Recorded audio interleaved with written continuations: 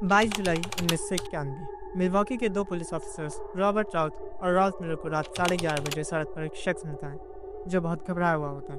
उसके एक हाथ में हथकड़ी होती है और वो अपना नाम ट्रेसी एडवर्ड बताता है और ये भी कि कैसे वो अपनी जान बचा के भागा है। 32 साल का ट्रेसी एडवर्ड पुलिस को बताता है कि कैसे उसे जेफरी धामर ने $100 के बदले कुछ फोटोग्राफ खींचने के लिए अपने अपार्टमेंट बुलाया था। जब वो उसके अपार्टमेंट में घुसा तो उधर काफ़ी बदबू थी। बाद में जेफरी ने ट्रेसी को हथकड़ी लगाने की कोशिश की पर वो एक ही हाथ में हथकड़ी लगा पाया। फिर चाकू से ट्रेसी को धमका के अपने बेडरूम में ले गया जहाँ जेफरी ने एक हॉरर मूवी लगाई और साथ में ट्रेसी को देखने के लिए मजबूर किया। ट्रेसी को जेफरी के बेडरूम में एक ब्लू ड्रम भी दिखा जिसमें बहुत बदबू आ रही थी और ये वही ड्रम था जिसमें जेफरी अपने विक्टिम्स के डेड बॉडी पार्ट्स एसिड में डिसॉल्व करता था। जेफरी के ध्यान भटकते ही ट्रेसी उसके मुक्का मार वहाँ से भागा है। सारी बात सुन वो ऑफिसर्स उसे वापस उसी जगह ले जाने को बोलते हैं जहाँ से वो बच के भागा था। ट्रेसी एडवर्ड और वो दो पुलिस ऑफिसर्स अपार्टमेंट 213 पहुंचते हैं जहां जेफरी धामर रहता था और उसके बाद जो खुलासे हुए वो दिल दहलाने वाले थे। जेफरी धामर का जन्म 21 मई 1960 को हुआ था जिसे मिल्वॉकी कैनिबल के नाम से भी जाना जाता है। वो एक अमेरिकन गे सीरियल किलर था जिसने 17 आदमी और लड़कों का 1978 से 91 के बीच बेरहमी से खून किया था। उस पर नेक्रोफीलिया और कैनिबलिज्म के इल्ज़ाम थे। धामर को डेड बॉडी से सेक्सुअल अट्रैक्शन था और उसे ह्यूमन मीट खाना भी पसंद था। धामर अपने विक्टिम्स को पैसे और शराब ऑफर करने का लालच देकर या उनकी फोटोग्राफ्स लेने की बात कहकर उन्हें अपने अपार्टमेंट में बुलाता था और उनकी ड्रिंक में नशीली दवाई मिलाकर उन्हें बेहोश कर उनका खून कर देता था। जेफरी के परिवार में 4 लोग थे। जेफरी के पिता लायनल धामर, उसकी माँ जॉयस धामर, उसका छोटा भाई डेविड धामर और खुद जेफरी। जेफरी के पिता एक केमिस्ट थे जो केमिकल रिसर्च और टेस्टिंग करते थे और उसकी माँ डिप्रेशन और एंग्जाइटी में रहा करती थी। जेफरी की माँ अपने डिप्रेशन और एंग्जाइटी के लिए तरह तरह की पिल्स लिया करती थी जिनकी वो एडिक्ट हो चुकी थी। बचपन से ही जेफरी के माँ बाप में बहुत झगड़े भी हुआ करते थे जिससे उसकी मेंटल हेल्थ पर काफ़ी बुरा असर पड़ा। जेफरी जब 7 साल का था तब से ही उसे जानवरों की डेड बॉडीज लाके उन्हें काटना पसंद था और जेफरी के पिता लायनल धामर भी जेफरी के इस इंटरेस्ट में उसकी हेल्प करते थे ये सोच के कि जेफरी की क्यूरियोसिटी है। क्योंकि जेफरी के डैड पेशे से केमिस्ट थे इसलिए उन्हें केमिकल्स की काफ़ी जानकारी थी। जिसके बाद लायनल ने जेफरी को एनिमल बोन्स को ब्लीच करना और उनके फ्लैश को एसिड में कैसे गलाया जाए वो भी सिखाया ताकि एनिमल्स को काटने के बाद बचे हुए वेस्ट से बदबू ना आए। अपने पिता की ये सारी टीचिंग्स आगे चल के जेफरी अपने विक्टिम्स की डेड बॉडीज पर यूज़ करने वाला था। जब जेफरी 14 का हुआ तो उसने अल्कोहल कंजप्शन शुरू कर दिया जिसके बाद जैसे जैसे जेफरी बड़ा हुआ उसका ये कंजप्शन बढ़ता गया और वो एक अल्कोहल एडिक्ट बन गया। बाद में जेफरी को ये भी पता चला कि उसका इंटरेस्ट सिर्फ लड़कों में है। उसके माँ बाप के पारिवारिक झगड़े भी बहुत बढ़ गए और फाइनली जब जेफरी 18 साल का था तो उसके माता पिता ने डिवोर्स ले लिया।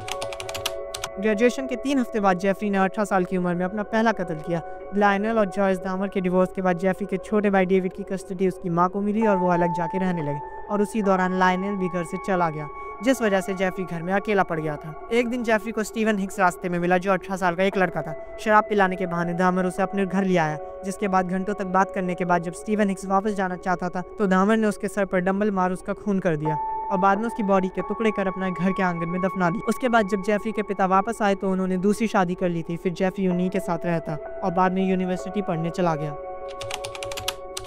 20 नवंबर 1987 जेफरी अब 28 साल का था और पहले खून के बाद 10 साल बीत चुके थे और अब वो अपनी दादी के घर रह रहा होता है। इस दौरान एक गे बार में जेफरी की 25 साल के स्टीवन तोमोई से मुलाकात होती है जिसके बाद वो उसे मिल्वॉकी में एम्बेसडर होटल में बुलाता है जहाँ जेफरी ने उस शाम के लिए रूम रेंट पर लिया होता है। जब स्टीवन तोमोई उधर पहुंचता है तो वो शराब पीते हैं और ड्रग करते हैं जिसके बाद जब अगली सुबह जेफरी की आँख खुलती है तो स्टीवन मर चुका होता है पर जेफरी को पिछली रात का कुछ याद नहीं होता। जिसके बाद धामर एक बड़ा सूटकेस खरीद स्टीवन की बॉडी को उसमें पैक कर अपनी दादी के घर ले जाता है और उसके बीच टुकड़े कर ठिकाने लगा देता है। एम्बेसडर होटल में स्टीवन का कत्ल करने के बाद धामर के लिए ये एक ऐसा टर्निंग पॉइंट होता है जब वो अपनी डार्क फैंटेसीज पर काबू नहीं करना चाहता था और गे बार्स और क्लब के पास अपने अगले विक्टिम्स को ढूंढने लग जाता है।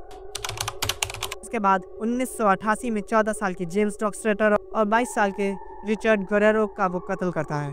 फिर 1979 में 24 साल के एंथनी सीयर्स का कत्ल करता है और ये वो पहला विक्टिम होता है जिसके बॉडी पार्ट्स को धामर ने प्रिजर्व करके अपनी दादी के घर में रखा था।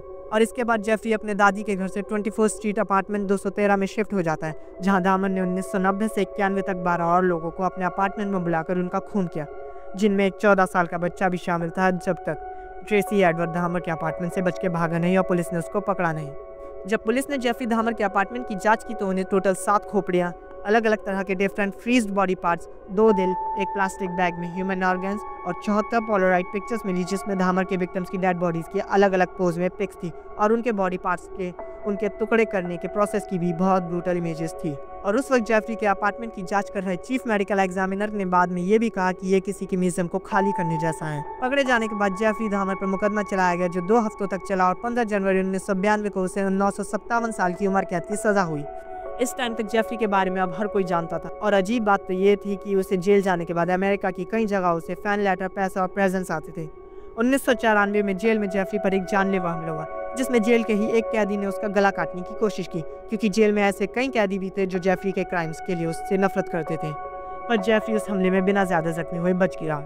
जिसके बाद उसी के कुछ महीने बाद जेफरी पर एक और अटैक हुआ क्रिस्टोफर स्कारवर द्वारा, जिसमें वो जेफरी को एक 12 इंच लंबी लोहे की रॉड से पीटता है और बाद में 14 नवंबर 1994 को जेफरी हॉस्पिटल में दम तोड़ देता है। क्रिस्टोफर स्कारवर दहमर के किए गुनाहों से नफरत करता था और उनकी हत्याओं को उसने ईश्वर का क्रिस्टोफर को दिया एक आदेश बताया, और इस तरह जेफरी दहमर का अंत हुआ।